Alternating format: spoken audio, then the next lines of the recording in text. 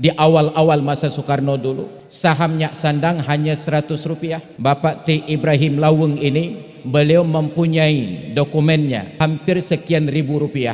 Andai kata beliau tuntut obligasi tersebut, maka Garuda Indonesia akan musnah.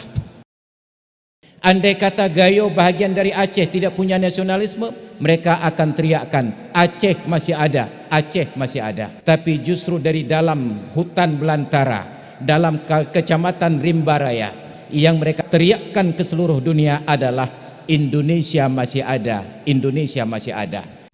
Ilmu tanyo benar, amai tanyo benar, kure tanyo benar, ngak selamat dunia akhirat.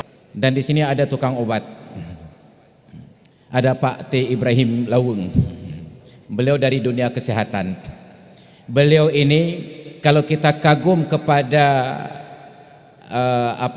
Nyak Sandang yang ikut punya saham untuk membeli maskapai Garuda Indonesia di awal-awal masa Soekarno dulu, saham Nyak Sandang hanya Rp100.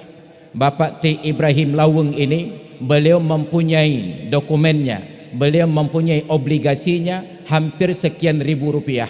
Andai kata beliau tuntut obligasi tersebut, maka Garuda Indonesia akan musnah. Untunglah beliau berbaik hati, tidak menuntut kepada Garuda Indonesia. Beliau tunjukkan ke saya obligasinya. Maka ini menunjukkan nasionalisme orang Aceh dari dulu sampai sekarang tidak bisa diragukan. Tapi masalahnya diragu-ragukan. Makanya dulu ketika ada silaturahmi Panglima TNI Bapak Jenderal Gatot Nurmantio ke Kodam Iskandar Muda, saya diundang untuk menyampaikan tausiah.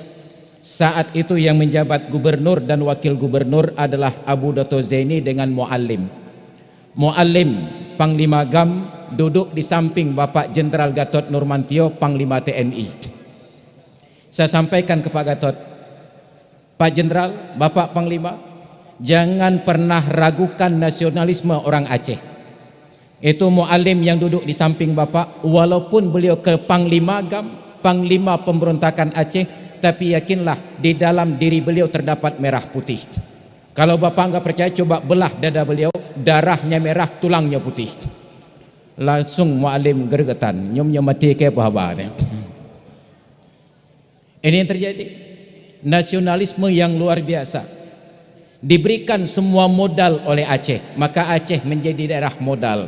Saat Indonesia seluruhnya sudah dalam kekuasaan agresi militer Belanda yang kedua, Belanda trauma datang ke Aceh. Kenapa? Hari pertama mereka gempur Aceh, jenderalnya meninggal dunia. Tetapi dari pedalaman Gayo, daerah yang paling subur dengan aset pertanian, masyarakat Gayo yang paling aktif untuk bercocok tanam. Dan itu bahasa kita zaman dahulu. Dalam bahasa Indonesia dulu disebut pertanian itu dengan bercocok tanam. Kenapa? Diukur-ukur dulu tanaman dengan tanah. Cocok, kalau cocok ditanam. Kalau enggak cocok, enggak ditanam. Tapi sekarang ini cocok enggak cocok, pokoknya ditanam. Makanya banyak panen yang gagal. Kenapa? Tidak ada pencocokan lebih dahulu. Di dalam pedalaman Rimbaraya ada sebuah stasiun radio tua warisan Jepang yang dirampas oleh para pejuang. Andai kata orang Gayo tersebut tidak punya nasionalisme, mereka akan teriakkan, Gayo masih ada, Gayo masih ada. Andai kata Gayo bahagian dari Aceh tidak punya nasionalisme, mereka akan teriakkan, Aceh masih ada, Aceh masih ada. Tapi justru dari dalam hutan belantara, dalam kecamatan Rimbaraya, yang mereka teriakkan ke seluruh dunia adalah Indonesia masih ada, Indonesia masih ada. Nasionalisme yang sangat kuat, dan itu luar biasa. Ilmu tanyo benar, amai tanyo